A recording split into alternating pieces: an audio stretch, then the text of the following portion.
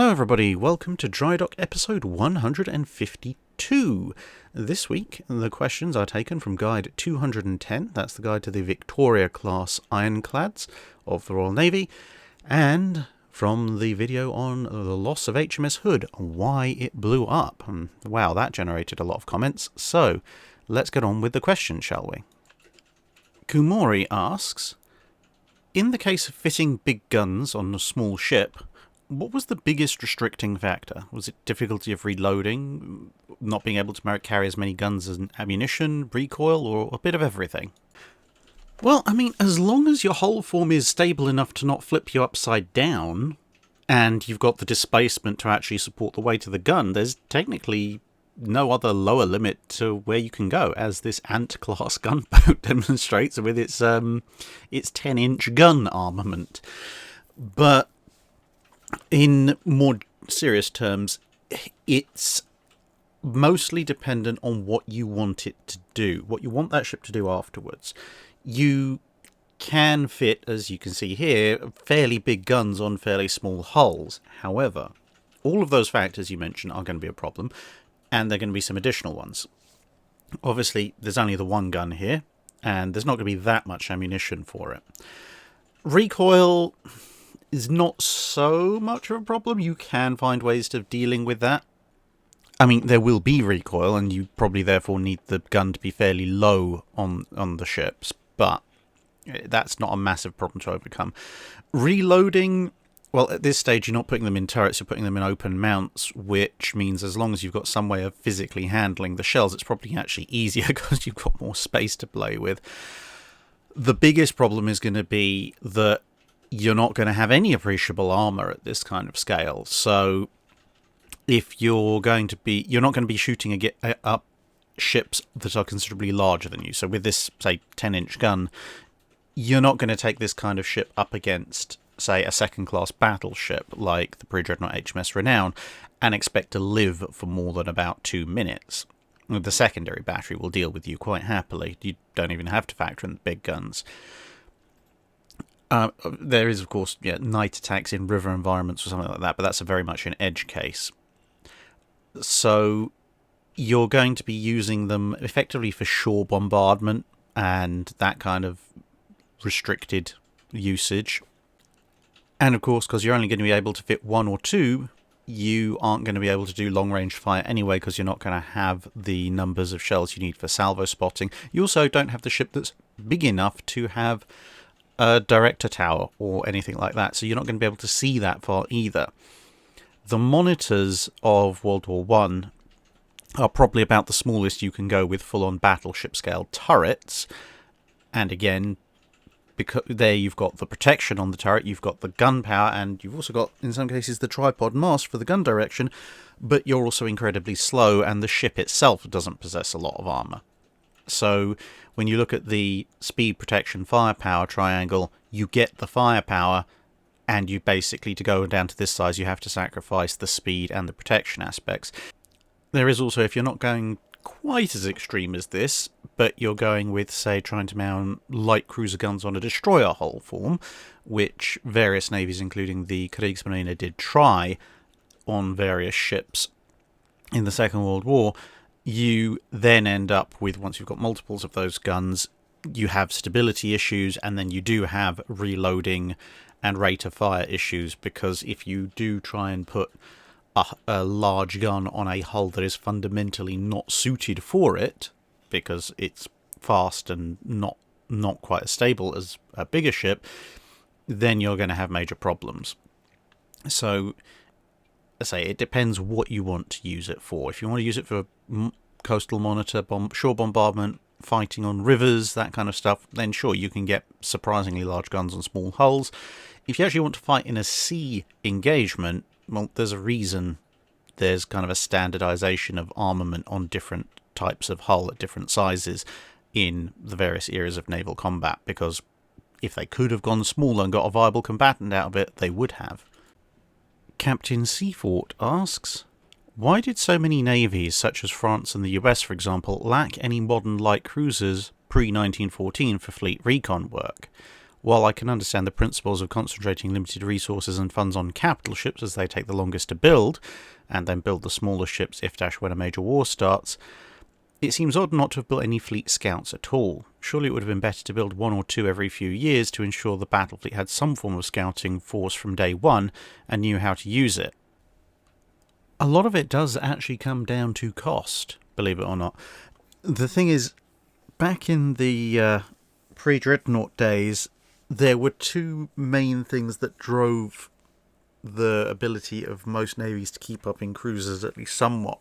Partially, it was the fact that there was a kind of prevailing theory that at least the biggest cruisers, especially armoured cruisers, might have a secondary place in the battle line, as some of them indeed did at Tsushima.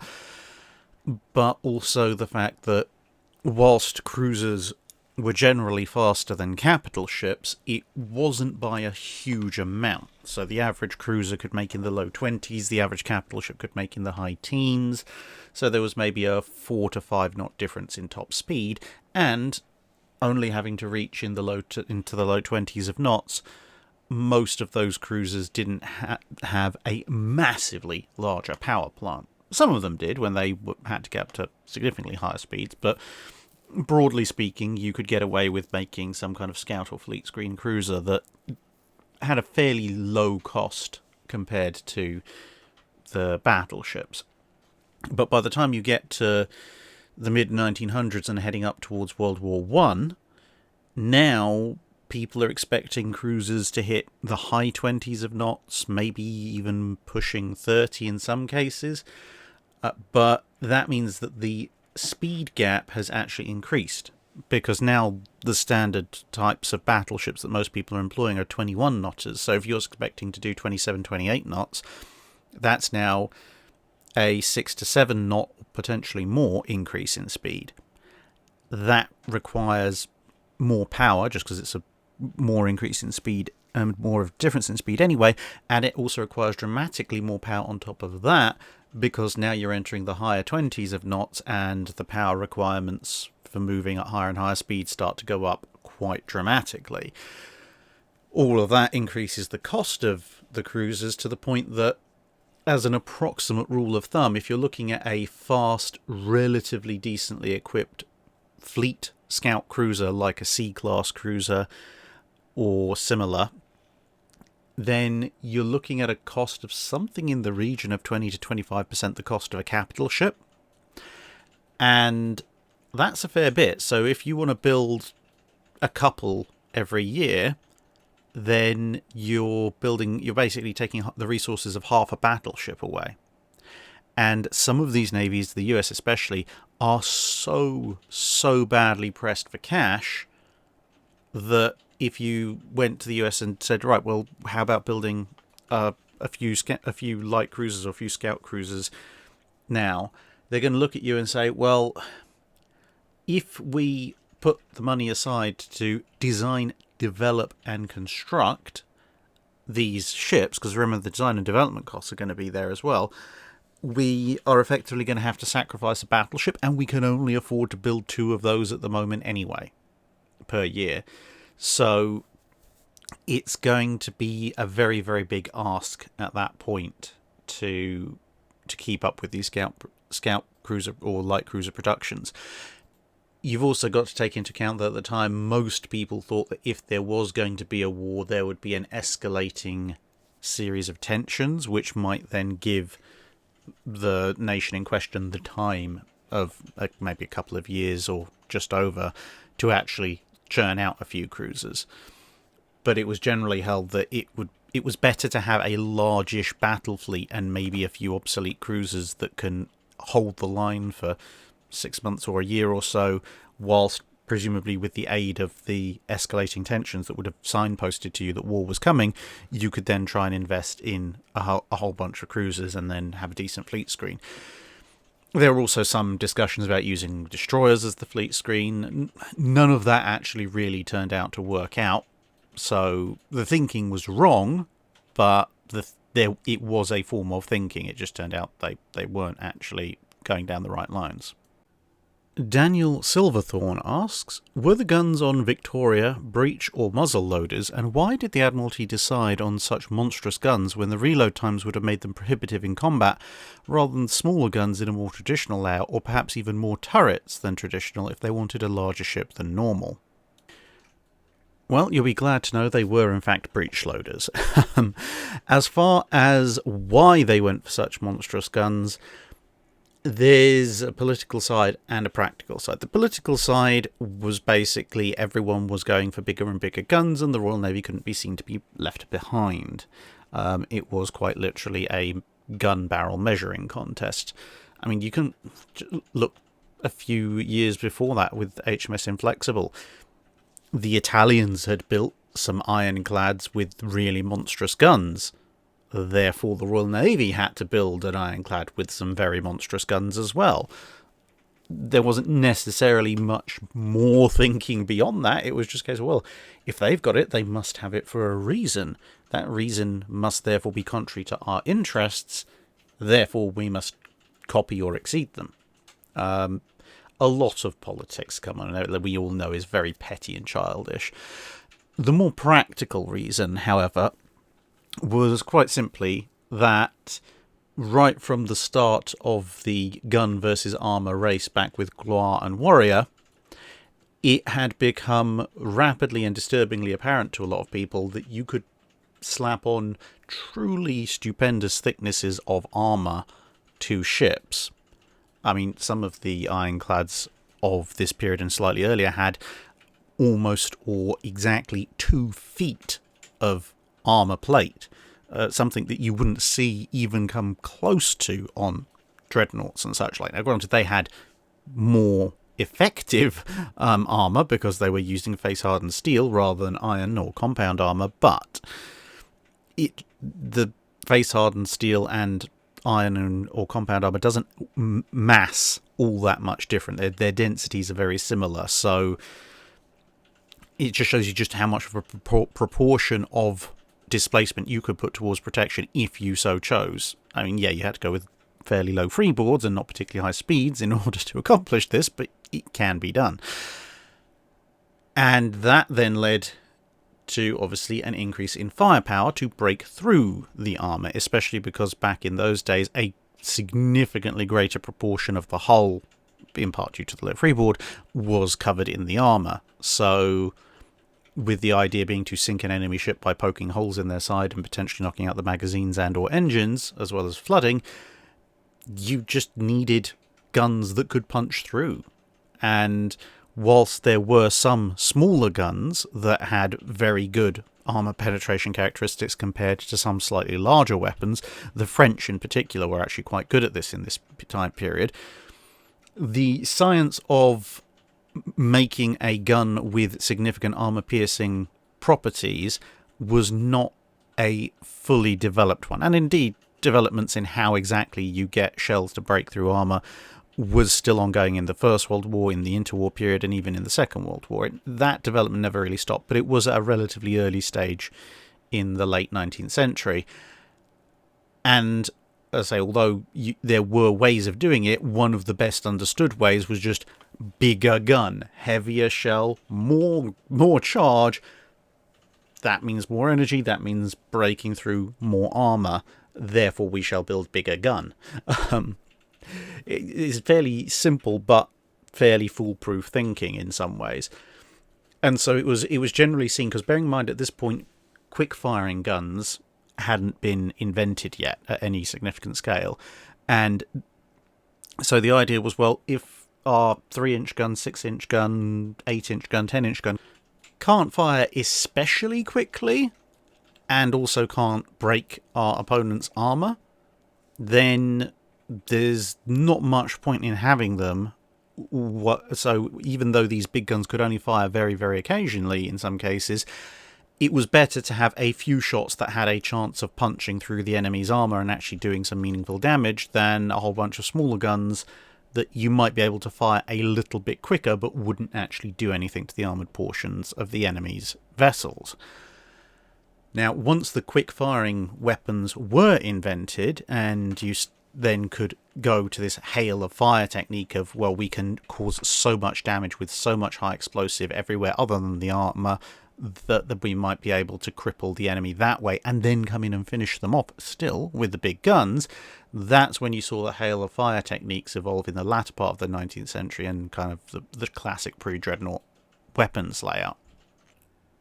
Josh Thomas Moore asks, how would the crew of a turret, this is on HMS Hood, have fired off the famous last salvo? I would have thought the whole gun crew would have been thrown to the side of the turret or been slid down along the side of the turret. Well, as with almost every detail of Hood's sinking, this is yet another matter of intense debate. Some people claim it didn't happen at all. I think that's probably completely wrong, because most of the people who saw Hood's demise and bothered to report on what happened when her bows were sticking out of the water did recount this or something very similar to this happening. There's some who suggest that maybe there was a detonation in the magazine or detonation in the turret or something like that, and that explosion is what was seen coming out of either Hood's guns or coming out maybe around the gun ports, and so it looked like Hood was firing a last salvo when in fact just something inside was exploding, which is possible. I'll grant you that. But then you've also got actual possibilities as to how this gun firing might happen. Now, when you look at the survivors' accounts of what Hood felt like forward, so Ted Briggs' account, for example, when Hood exploded, the people forward weren't thrown off their feet so much by the force of the explosion. It was more by the Hood lurching around. It lurched to one side, then the other, and then kept going.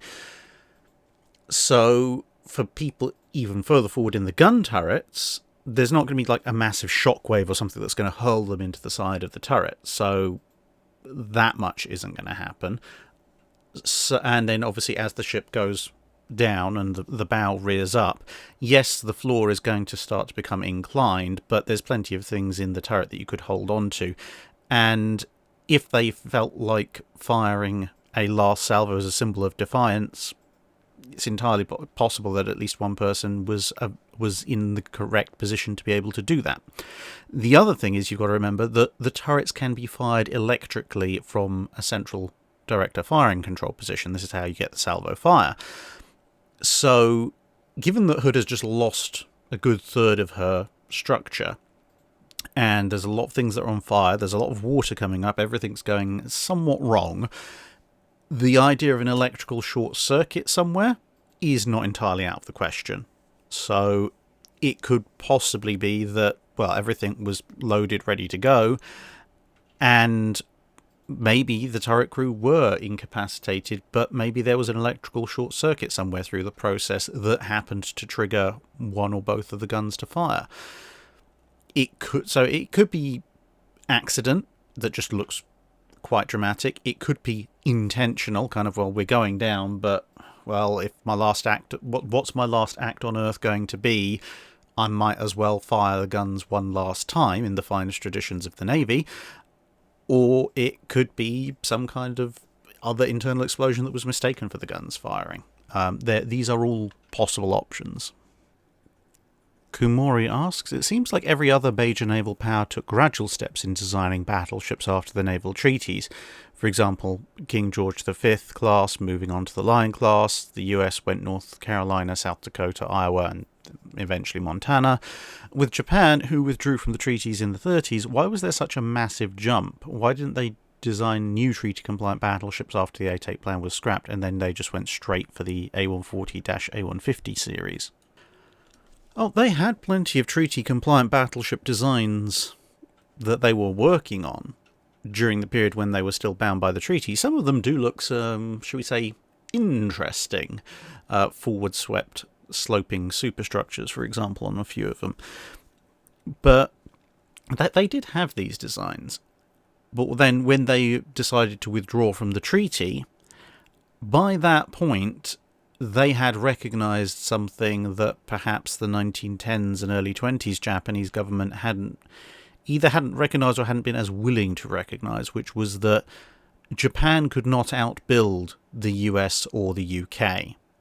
They knew this and fully appreciated it by this point. So they knew that if they built kind of treaty-ish or slightly above treaty-compliant battleships, they would lose a war because their opponents already had more and they could build more. The fact the US built 10 fast battleships and had plans to build the Montanas in the time period when the Japanese, if they hadn't done the Shinano conversion to carrier, could have built 3, kind of, illustrates the point. And the Royal Navy built 5 and were planning another 6 and had started on 2 of those 6 a couple of years before Japan even got involved in the war. And then obviously that cancelled because 1939 war broke out.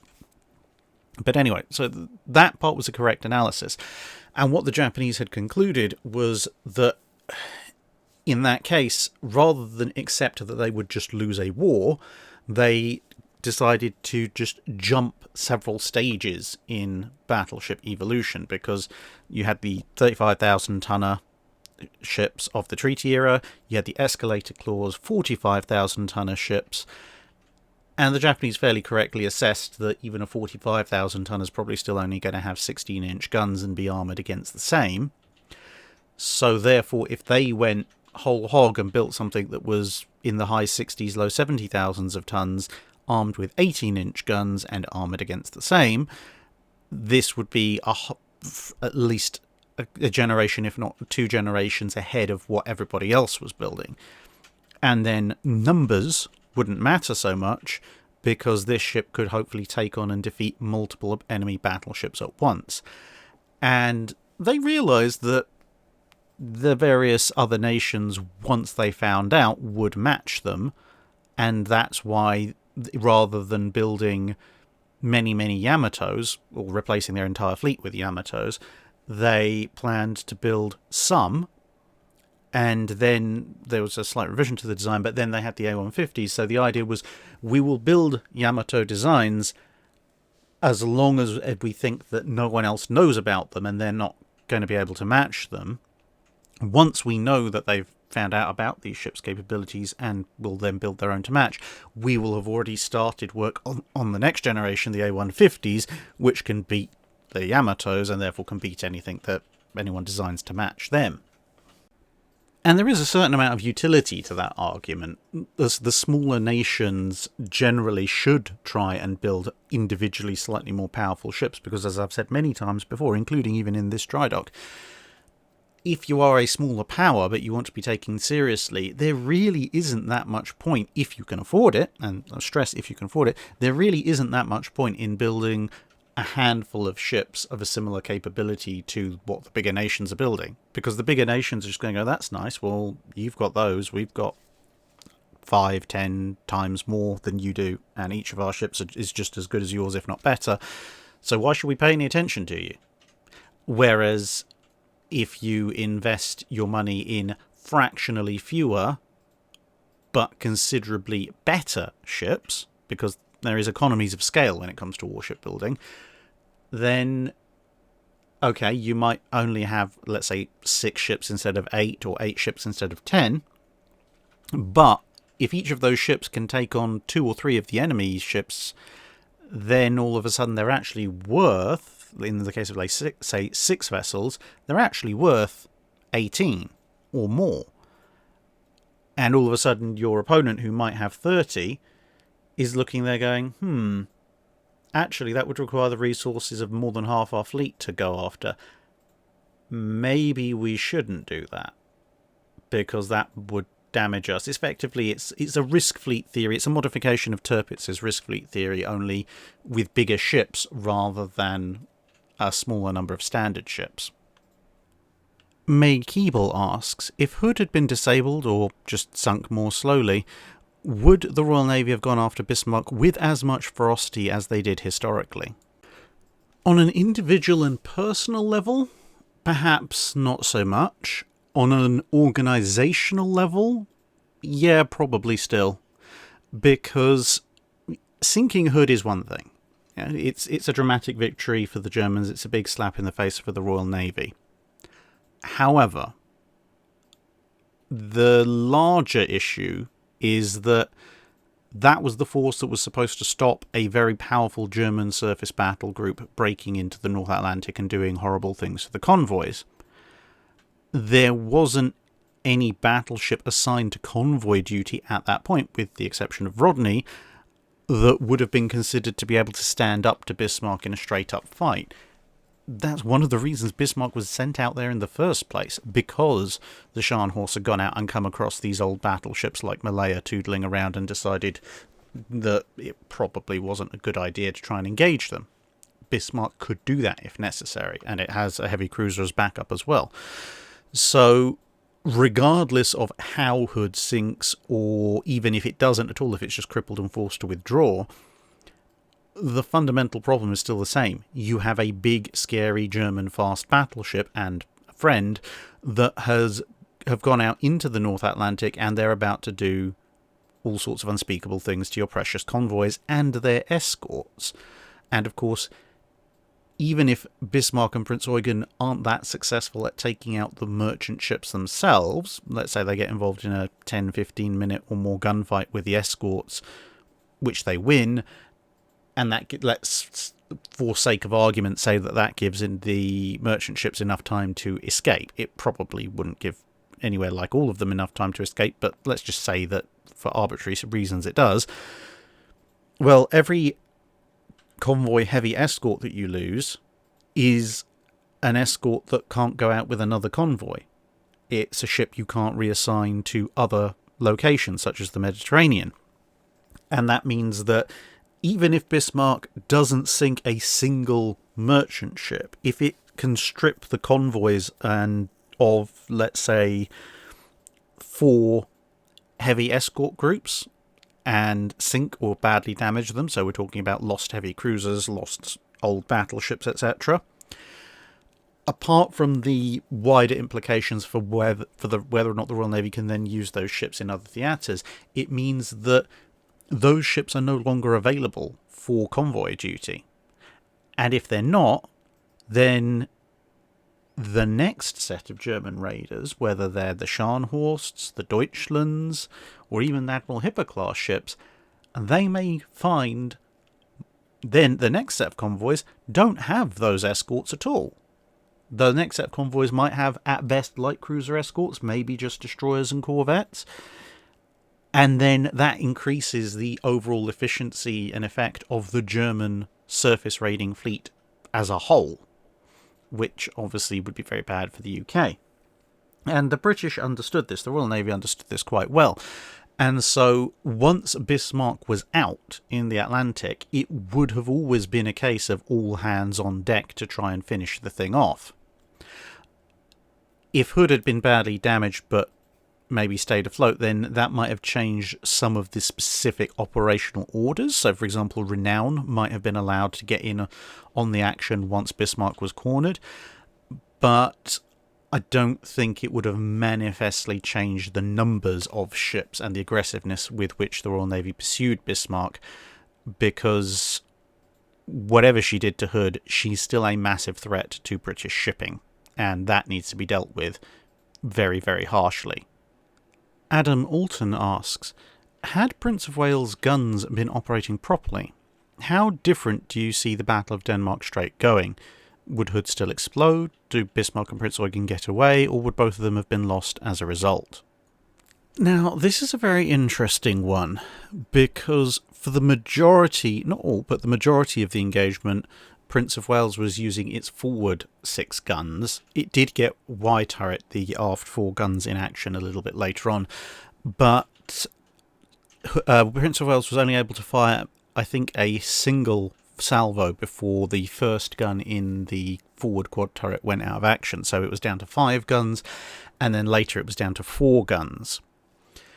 Y-turret also lost a gun to mechanical faults during its action somewhat later on in the engagement. Now, that is relatively serious. I mean, you're talking about a third of the forward firepower gone to malfunctions relatively swiftly. But whether it would have changed the outcome of the Battle of Denmark Strait is one of those things where it's actually possible, but it's going to be very difficult to try and determine. And the reason for that is that Prince of Wales hit Bismarck repeatedly before Bismarck hit Hood.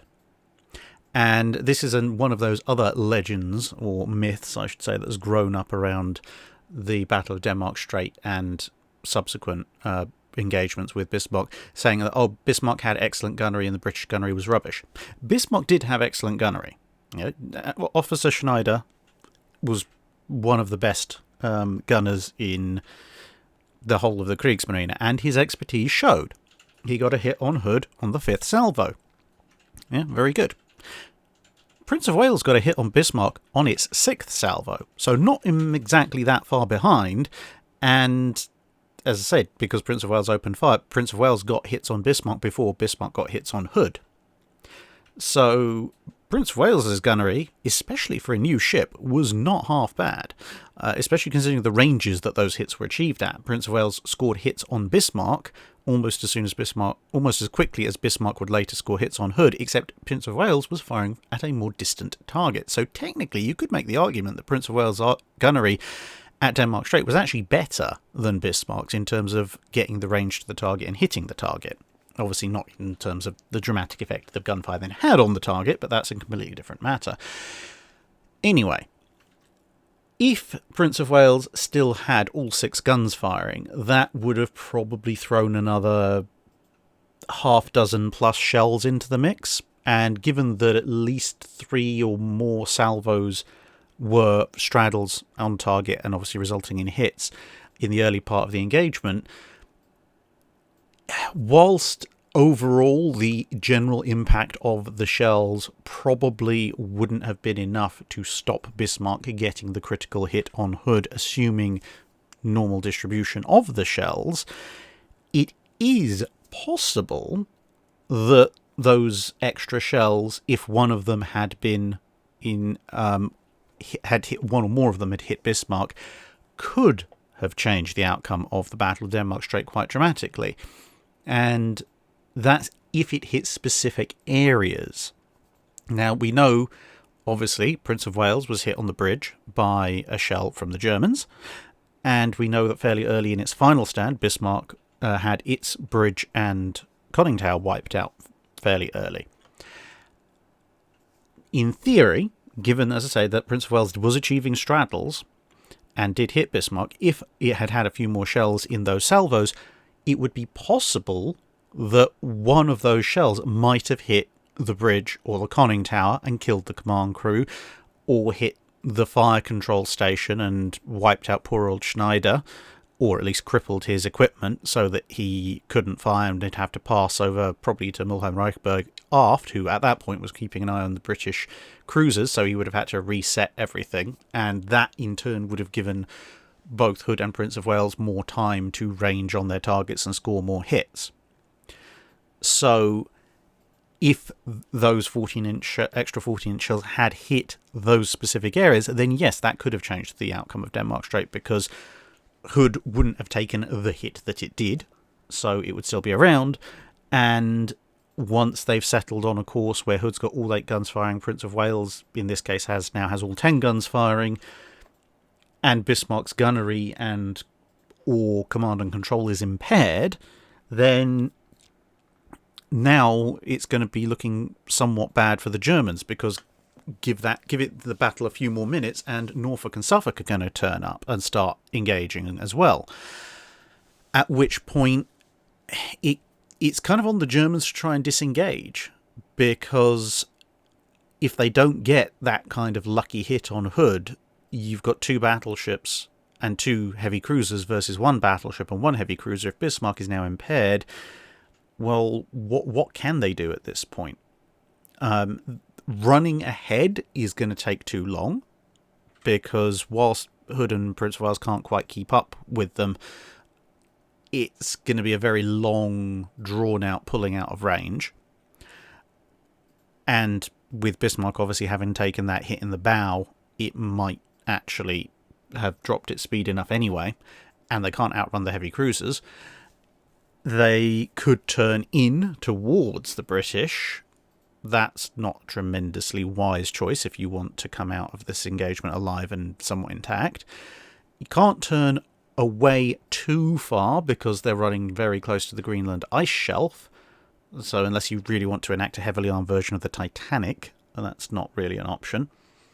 Probably their best bet at that point would have been to do a 180 to starboard, head back northeast, and probably steamroller poor old HMS Suffolk coming the other way, assuming that Suffolk doesn't see what's happening and turn 180 herself.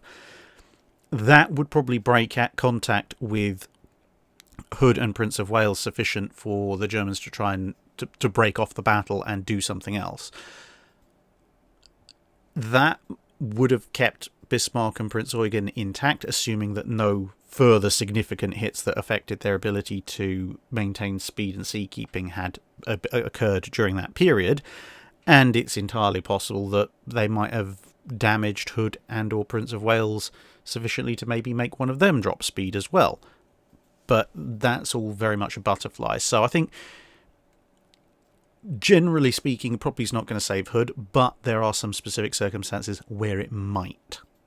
And if it did, the most likely course of action is probably the Germans break off heavily damaged, or at least somewhat damaged.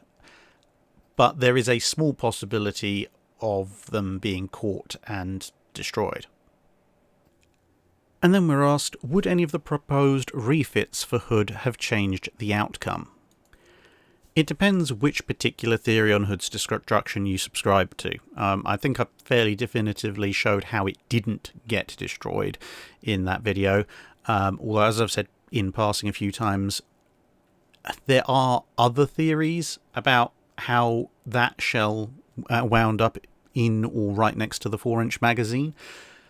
Most of the variance on which particular theory you think is the most plausible basically comes down to a combination of, do you think Hood was actually in her turn or not? I don't think she was. I think the evidence points that she was just about to physically begin turning, but actually didn't do so. And I'll go into that in a little bit more detail later on in this video. But some people disagree. I think they're wrong. I think they're not reading all of the evidence in concert, but they're perfectly entitled to that opinion. And separately, there's also the matter of range. Now, range doesn't actually, as in my opinion, affect the validity of my theory in any real way, shape, or form. It does, however, affect the validity of some other theories.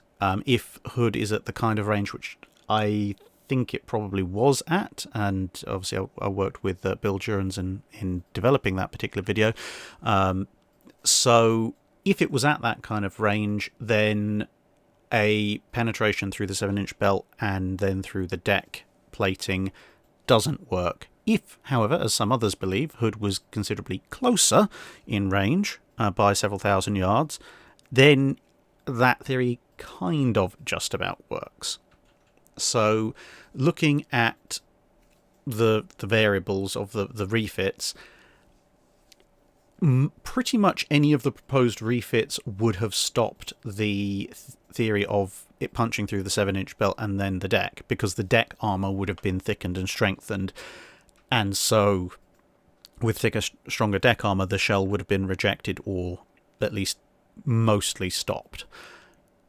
In the case of the refit where the 7-inch belt is replaced with a 12-inch belt plate, then that sort of double stops it, because at that particular angle, the shell wouldn't have gone through the 12-inch plate, let alone the deck plating. Whereas with the other refit option that was sketched out and for consideration by the Admiralty, where the 7-inch belt was retained, then it would have got through that, but not the main belt. As far as my option is concerned, my theory with the trough of its bow wave, well, refitting the deck armour doesn't make any difference because there's nothing happening with the deck plating at all. Same thing with whether or not you're keeping the 7-inch, replacing it with a 12-inch belt. That's not being interacted with, so that doesn't make any difference at all. Where there might be a difference is if the addition of all the weight of the refit puts the hood slightly deeper in the water. That might move the armour plate down to a point where it can intercept the shell coming in underwater. Alternatively, if the ship is bulged to bring the waterline back up, that might introduce, well, it will introduce more stuff in the way, so the shell might detonate earlier, which again might save the ship. But also with a different hull form, because of bulging, the amplitude of the ship's bow wave might not be the same, and also with refitted machinery, hood would be going slightly faster, so it wouldn't be in that exact particular location either. So yes, there's a bunch of options for the refit saving hood, whatever theory of destruction you subscribe to, that's at least somewhat plausible. But there are also potential circumstances in almost all of those cases where the shell might go through and do something anyway, because, well, extremely unlucky shots do sometimes happen. They just might not happen in that particular location or time. And to be perfectly honest, even with a full refit, if you've got 12-inch slightly angled armour and you keep going at that kind of closing estimation and you get down to 14 or 12,000 yards, the main belt armour's not going to save you anyway if you go broadside on.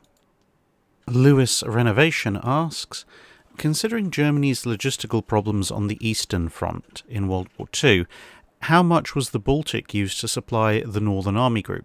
Could it have been better utilised? And was there also a potential to use the Black Sea to better supply the Southern Army Group during Case Blue? Now, bearing in mind that this is in part an army-land-based question, and so not something that I have the world's greatest amount of familiarity with, but from what I can tell, and there are relatively few pictures of the Baltic naval campaign, hence why I'm using an image of a Soviet liner that was sunk and then taken into German service as the background for this question. It doesn't appear like there was a tremendous amount of seaborne transport supply going to the German army in the Baltic during the offensive and later during the defensive against Russia. Most of the German and associated merchant shipping in the Baltic seems to have been mostly used to try and transport resources, mainly iron ore, but other completed items as well, from Sweden primarily and Finland to a lesser degree. And that was kind of a north-south trade route rather than a supply route for the German army.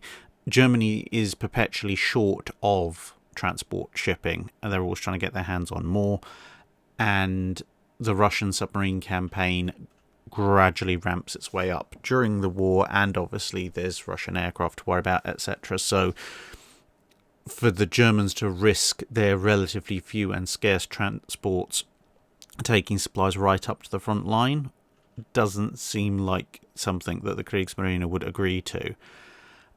Similarly, for the Black Sea, you've got that, the threat of Russian aircraft shipping and submarines, but combined with the fact that, it's the Black Sea, the Germans don't have any, if you like, native shipping or shipping that can be readily accessed from allies really present in the Black Sea in any great numbers, and to get it there would require either sending ships all the way around Europe in through the Mediterranean, which is just suicide, or quote-unquote borrowing various, possibly French later in the war ships, or Italian ships that are already in the Mediterranean, but there's already shortages of those trying to supply the armies in North Africa, so that's not going to happen either.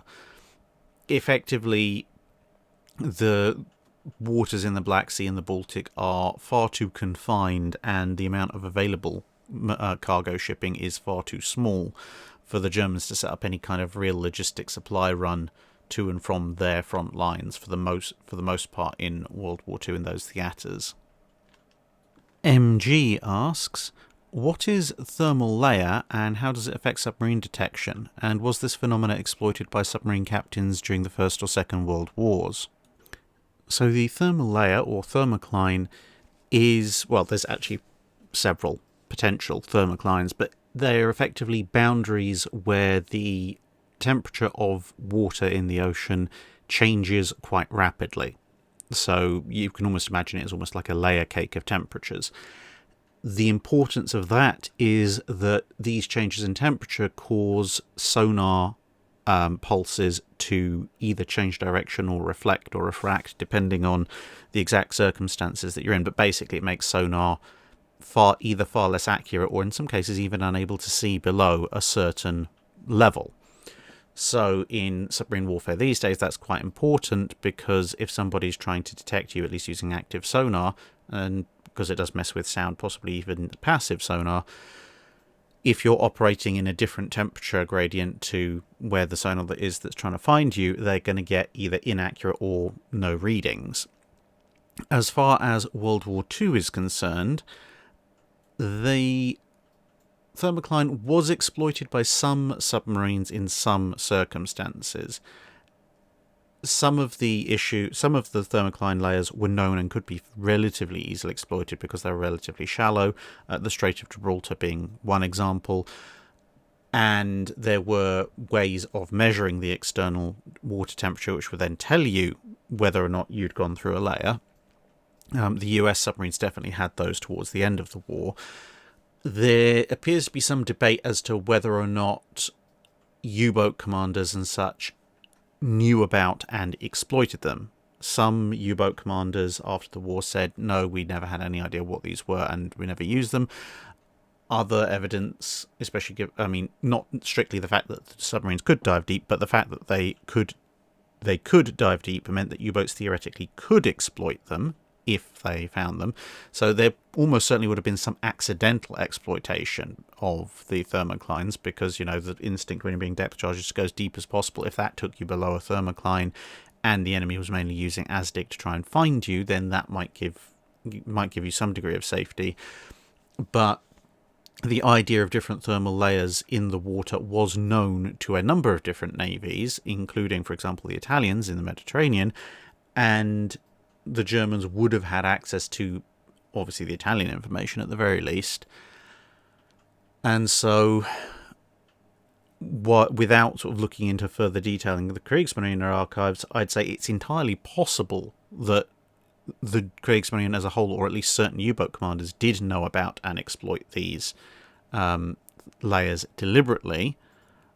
But, as I say, via the testimony of some others don't seem to have known about it. So it possibly might have been a regional thing or even an individual commander thing rather than a Kriegsmarine wide tactic. The other thing is that where the thermoclines are depends on the depth that they're at depends on where you are. So, for example, if you're in the middle of the Atlantic, in the middle of the Gulf Stream, then the chances of finding a layer at a depth that you can use is very slim. Whereas if you're in coastal areas, as long as there's sufficient depth for one to form, then you're probably in better luck. And as I say, in the Straits of Gibraltar, there's a very definite thermocline layer that can be exploited. So just because you know about them existing doesn't necessarily mean you'll be able to find one that you can use for your purposes in the particular area you happen to be in.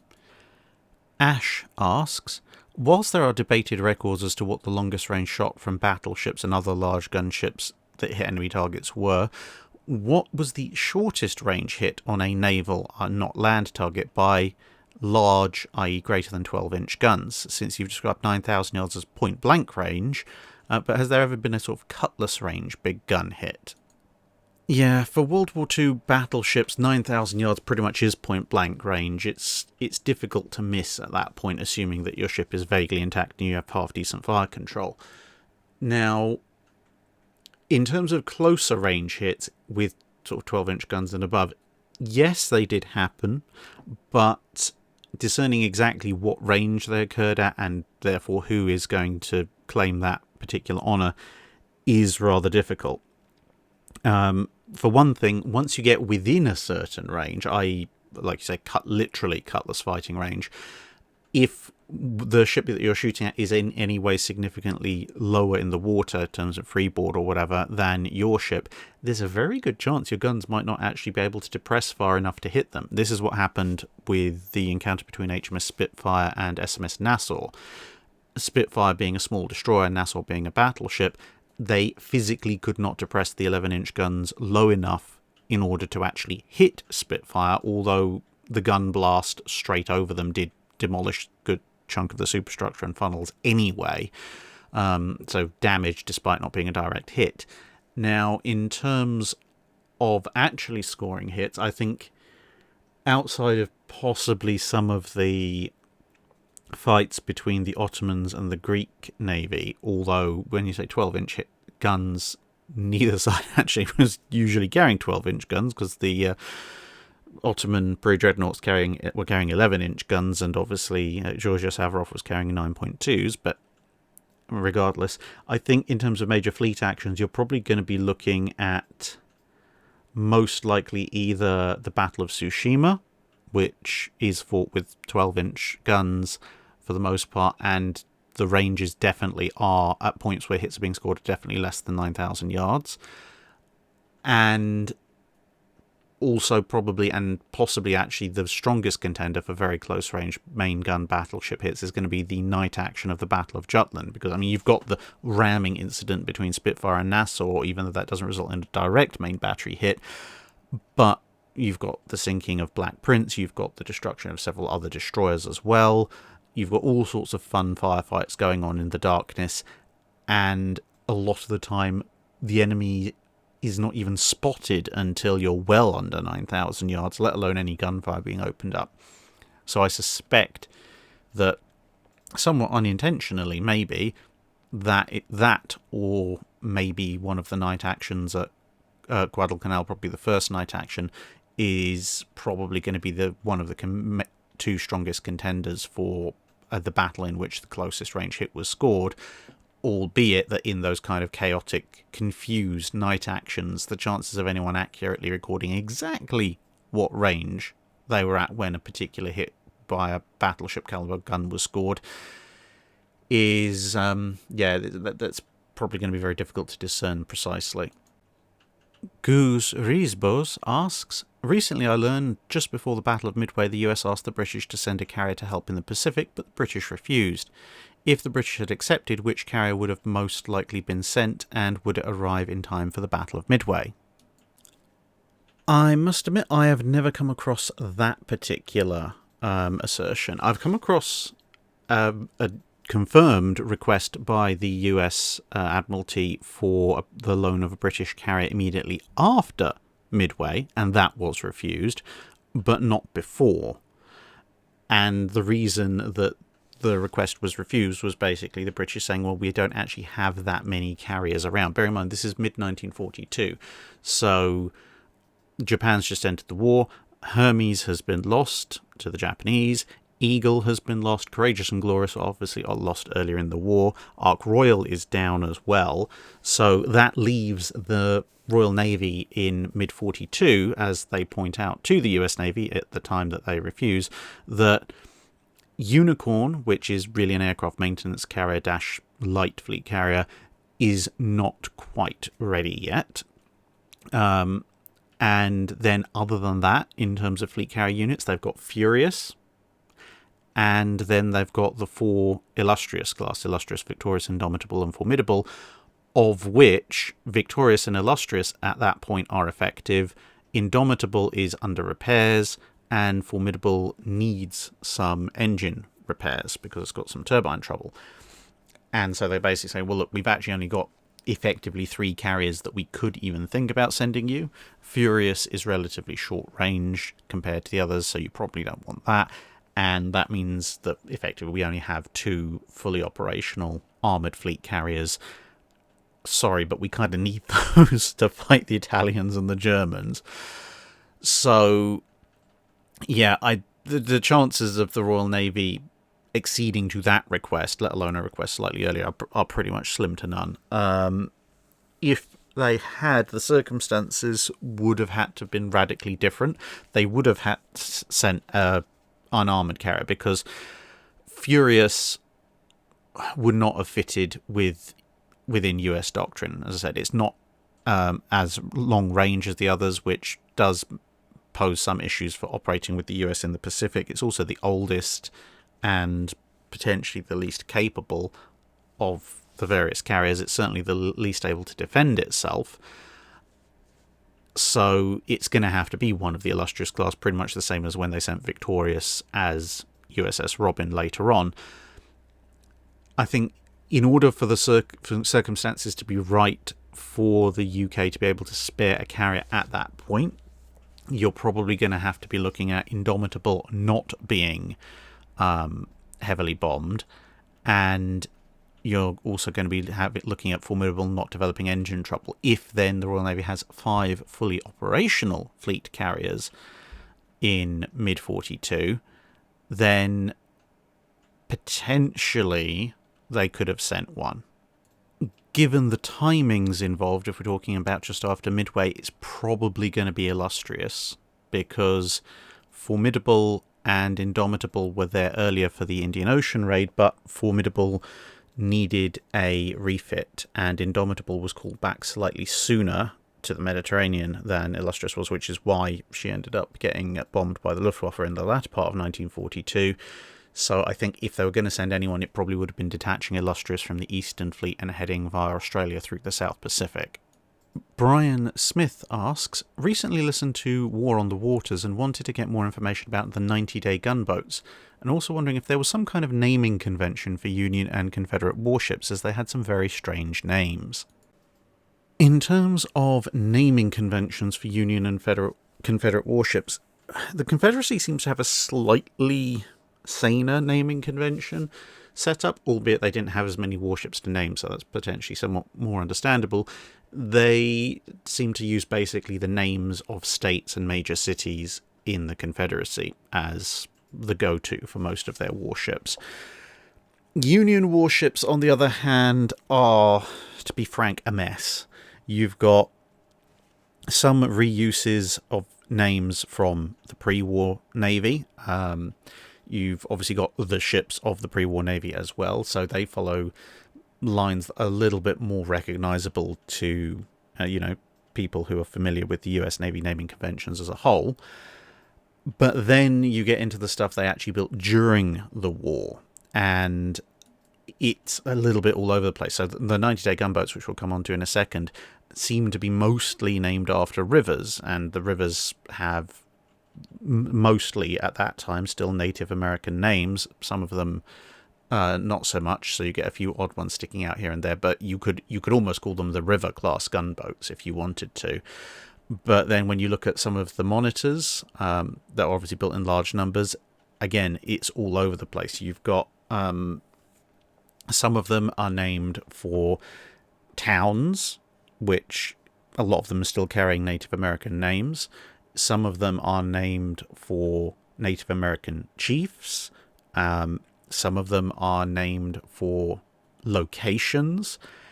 And none of them seem to follow any particular guideline of consistency when it comes to various names. So you can look at, say, the Canonicus class of ironclad. You've got in amongst those Ajax. Okay, originally Ajax did carry an earlier name, Manayunk, I think. So it did originally have a Native American name, but by contrast, Canonicus at one point was called Scylla. So there was this kind of constant changing of names going on between some more traditional names and then using Native American names.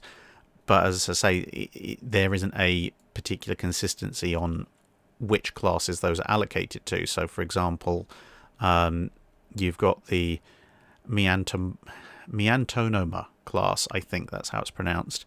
But within that, you've got names for mountains, names for rivers, and names for, again, Native American leaders. So, yeah, pass. They named them what they named them, and you just have to kind of work with it. Now, as far as the 90-day gunboats are concerned, these are basically part of the US or Union response to needing to build up a very large navy very quickly to enforce the blockade of the South and to, carry their ambitions elsewhere as well, because they've got this mix of older pre-war warships, which are good to start with, but there's not that many of them, and once ironclads come into the picture, they need other vessels. You've got the various ironclads, particularly in monitor types, that are being crash built in order to counter Confederate ironclads and to allow close range assault and blockade. You've got various merchant ships being taken up and armed and basically used as an early version of an armed merchant cruiser, which are then used both in blockade duty and in patrols away from the US coastline. And then you also, amongst various other efforts, have these, which are an effort to mass produce blockade enforcing gunboats in a relatively quick time. Now, there was precedent for this kind of thing. The British had been in the process of doing a similar kind of thing in the Crimean War, although for perhaps more offensive purposes, using the Baltic. But the idea of the so-called 90-day gunboats, although most of them took a bit longer than that to build, was that you could have a ship that was shallow draft enough to operate near the coast, so it could catch blockade runners on their way immediately out of ports and potentially on their way in if they'd already gotten out and trying to come back with cargo. Could be numerous enough to be almost everywhere at once, and were heavily armed enough that they could at least force blockade runners to, comply with their orders, even if they weren't necessarily going to force full-on warships to do so. And to that end, they carried a handful of lighter weapons, and the main centerpiece being an 11-inch Dahlgren gun, which was more than enough to put the fear of whatever deity they happened to be serving into the captains of pretty much any civilian-grade blockade runner. As an idea, they were pretty good. In terms of their execution, perhaps not so much. They was perfectly serviceable. They weren't fast enough to catch the fastest Confederate blockade runners, but on the other hand, there were other more specialised ships that perhaps could do that. So that's not entirely a strike against them, although it did limit their utility a little bit. The main thing was that combining very shallow draft with ocean going is not a combination that very many ships ever get right, and these ships were not among that very select group. They could sail well enough, but they were fairly uncomfortable, fairly unstable in the high seas, and this meant that although they could get very close inshore, which was one of their main design briefs, they weren't exactly the best thing for an oceanic blockade. But, as I say, given what the Union had to work with at the time, they were good enough until other stuff could come into play. You could in some ways view them as kind of analogous to the World War II Flower class corvettes, in that they could be built quickly, they could do the job relatively well, they had some shortcomings, but they were a good stopback gap measure until better things could be brought in. Mikko Leitinen asks, what is the relationship between the carrier airgroup personnel and the actual ship's crew that sail the ship? Do the airgroup sailors or aviators identify with the ship or their squadron, and do they contribute to the ship's movements, or are they just passengers when the planes are not flying? In terms of whether or not pilots identify with a particular ship, it varies quite considerably depending on the Navy. So if you look at the three main carrier operators of World War II, the pilots who are going to identify the most with a particular ship are going to be the Japanese Navy, because the Japanese Navy pilots, because the Japanese Navy tied certain air groups to certain carriers to a degree such that, as some of you may know, they actually theoretically could have brought another carrier to Midway, but didn't, because one carrier was basically intact but had lost most of its air group. The other carrier had been damaged, but its air group was still mostly intact. Now, logically, you'd put the intact air group onto the intact carrier and then send that out while you rebuild the damaged or badly beaten up air group and repair the damaged carrier. But they didn't do that, because this is this carrier's air group, and that's that carrier's air group. So anyway, For US carriers, from what I can tell from their air operations, are probably then that's going to be the next set of people who are most likely to identify with their carrier. The US would cycle squadrons, or more commonly entire air groups, on and off carriers. Single squadron cycles did happen occasionally, but often it was an entire air group. But as a result of that kind of operational cycle, the squadrons tended to stay a relatively long time with various US carriers. So although a pilot in the US Navy might serve on several carriers during the course of the war, he would probably be on a given carrier for sufficiently long to begin to identify with it. The Royal Navy is probably the one where you'd have the least identification. Whilst some individual squadrons did serve on particular carriers for considerable lengths of time, there was a much higher turnover of flights and squadrons on Royal Navy aircraft carriers during the war, especially in the early part of the war, in part because of the rapidly changing operational circumstances of the war. Because, some squadrons were being pulled off of the line to go and get newer aircraft when the Skua and the Rock were being taken out of service, for example. But other times it was a case of, some very high intensity ongoing operations that are associated with war in the Mediterranean and such like, which just then required squadrons to be able to rest because there weren't particularly long transit times between, going into action as in deployment and actually going into action as in shooting people. Plus you had ships getting damaged and have obviously those squadrons being reassigned to have other uses, and also carriers being reconfigured for different uses on a pretty rapid basis. So for example, when you look at, let's say, Eagle, it's a smaller carrier but it serves the purpose. When Eagle is deployed over in the Far East and in the Eastern Mediterranean, it has a strike loadout that is relatively heavy on the strike aircraft and has a few fighters. But then when it's on its final mission, when it actually ends up being sunk, it's acting as effectively a big convoy escort, and it's loaded almost entirely with fighters. And you can't swap bomber and fighter pilots easily, and so that as a result they transitioned squadrons across. And look at other operational histories, whether it be an Illustrious class or Ark Royal, you constantly see, so almost not quite on a month by month, sometimes almost, but on a very rapid basis, you'll see the air groups changing as squadrons are brought in and brought out for various reasons. And so for a Royal Navy pilot, I think you'll probably find them more talking about, well, at the time I was serving on this carrier or that carrier, rather than, well, during the war I was with this ship. Whereas you're more likely to hear that in the US Navy and extremely likely to hear that in the Japanese Navy. As far as the relationship between air group personnel and the ship's crews, everyone has to work together. The air crew, the flight group, they're not just going to be sitting around being passengers when they're not operating aircraft, because the aircraft have to be maintained, the pilots need to keep up with their training, and also they need to be rested well enough to go on their long strike missions or defensive missions when called upon. Aircraft are constantly going to be being fixed, upgraded, maintained. Equipment is going to be checked, bombs, rockets, torpedoes, etc. have to be worked over.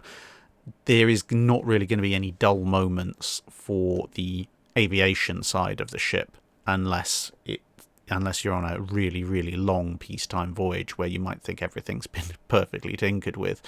Obviously the ship's crew are keeping the ship running as well. There's a little bit of interplay between the two when certain systems need fixing or extra hands are needed on one thing or the other. But in terms of the higher echelons, the air group commanders and such, again, this is something that varies between navies. So consultation between what the captain wants and what the air group commander wants and who has priority over what does vary between navies, and also varies over time, because in some circumstances, especially in early parts of the war, the mission might be given to the ship's captain, and the ship's captain will say, right, this is our mission, Air group commander, I'm going to take the ship to here, and then from there you're going to fly out and do the mission. And the air group commander may point out that that's actually physically impossible, and the captain might not actually care in the worst cases.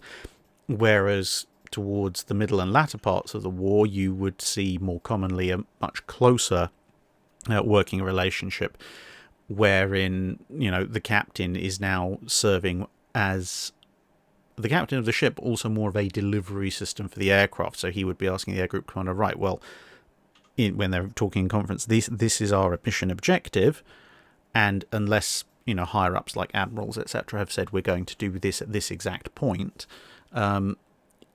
there's gradually this integration of, at least in most navies, of more cooperation, where the ship's officers will be asking the air group commander, okay, what is the best place that we can put you in order to conduct this operation, and how can we recover your pilots the best? And there may need to be some compromise between what's best for the air group and what's best for the ship, but those conversations are happening on a much more equal footing later on in the war as compared to earlier on in the war, where for a significant aspect of a lot of carrier operations, the air group are basically being taken to places and then told to do things as much more subordinate. And that brings us to an end for this week's Drydock. Thank you very much for listening. No particular points of channel admin this week, other than to say if you're listening to this during the weekend of release, then, well, some of you might be saying hi to me at Chalk Valley History Festival, so that'll be nice. Other than that, have a good weekend, everyone, and thank you to everyone who's ordered posters so far. Whole couple of big batches of posters were dispatched at the beginning of this week just gone, and a bunch more were dispatched towards the end of the week, so hopefully those should be wending their way to you according to the vagaries of the internal and international postal system. Maybe some of you have got them already, and some others of you, they'll be in transit. Anyway, thanks very much, and see you again.